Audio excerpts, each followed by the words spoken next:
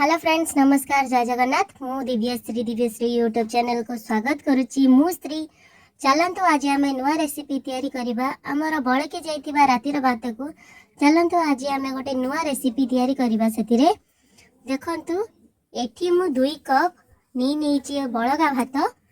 चलतु आर आमे गोटे पेस्ट बनै दबा। देखंतु मु एठी ग्राइंडर कप रे मु एटा भात नेची। चलतु आम ताको ए ग्राइंड करी तार भल भाव गोटे पेस्ट बनै दबा। एठी आमे पानी दबा नहीं, कारण हमर भात रे पानी रही थाए। चलतु आम ए ताको पेस्ट बनै दबा। देखंतु एठी हमर भल भाव पेस्ट हो जाइछि। मु एठी किछि जीरा पकाइछि। जीरा आपण चाहिले एठी स्किप करि परिबे। देखंतु बहुत पतला करके मु बाटिछि, पूरा प्लेन करके आपण ए भळे ही बाटिबे। चलतु आम ए ताको गोटे बाउल ले काढी नबा। चलतु अब आम तो काढ़ी नबा।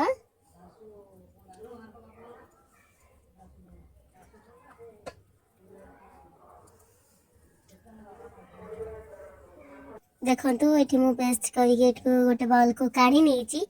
चलतु अब आम आधे किछि मसला ऐड करबा। देखंतु मु एठी गोटे कप सुजी नेची। एठी मु गोटे कप सुजी एठी ऐड करि नउची। आउ एठी मु गोटे बड़ पियाज को एमती काटिकी चुन चुन कर रखी। एबे एठी मु ऐड कर नेबी।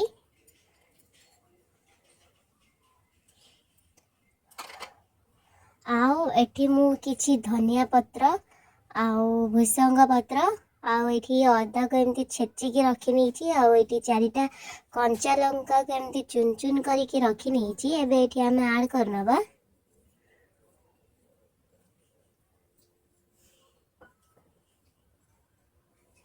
चलतु एबे ताको आमे भल भाव मिक्स करिबा।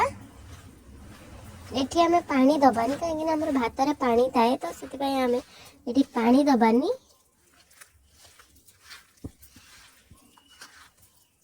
सुजी पड़िबा द्वारा ना तार बाइंडिंग टा बहुत भल भाव आसता है।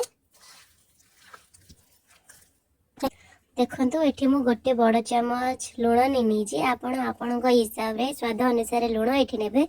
चलतु एबे आमे भल भाव ताको मिक्स करि दबा। देखंतु एठी मु भल भाव रे ताको गोळे के एमती रखी नेची। आमे एठी आमे सुजी पकेइथिले, तो सेति पय आमे एठी 5 ରୁ 10 मिनिट आमे ताको एबे एमती छाडी नबा। चलतु तापरे देखंतु एठी हमर भल भाव रे सुजीटा फुली जाइछि। एठी मु पानी हाथ होइकी देखंतु मु आपणकर देखे दउछि साइज केमती करिवे। देखंतु एबे आ लागुनी हाथ रे। देखंतु मु एठी बरा भलिया तार शेप दे देछि। चलंतु आमे एबे प्रस्तुत करिबा। देखंतु एठी हमर तेल मु कढ़ाई बसै कि तेल गरम करि नेछि। चलंतु एबे आमे ताको छाणीबा। एबे आमे टिके पानी हाथ होइकी ताको बरार शेप देइकी आपण जेले जो शेप देइ परिबे ताको छाणी नबा।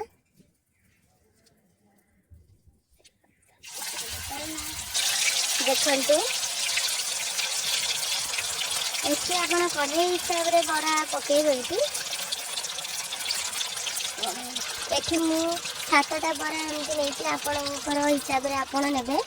चलंतु एबे आमे ताको ब्राउन कलर होवा पर्यंत आमे ताको एमती भल भाव रे कर नबा। देखंतु आमे एठी उल्टी नेछु। जहां हमर भल भाव रे पटे हे हेछि। चलंतु एबे आमे ताको गोटे पात्र रे काढी नबा। देखंतु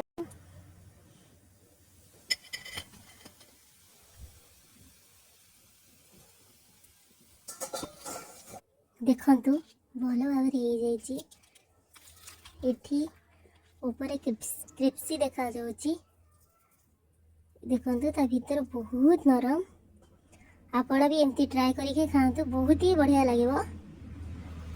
आपण एमती करके खाइले बरा को भी भूली जिवे। एमती ही करिवे सब बेले खाइबा को भल लागिवो। आ पिला माने भी एटा को खाई परिबे।